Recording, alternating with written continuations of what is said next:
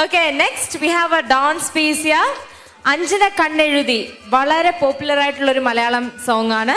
അതിൽ ജയഭാരതി ഇങ്ങനെ നിറഞ്ഞു നിൽക്കുന്നത് ഇപ്പോഴും എനിക്ക് കാണാം. Okay, anyway, നമുക്ക് ആ ഡാൻസ് പീസ് നമ്മുടെ മുന്നിൽ അവതരിപ്പിക്കുന്നത് Leah Antonia. So Leah Antonia, please welcome them onto the stage. Give them a big round of welcome.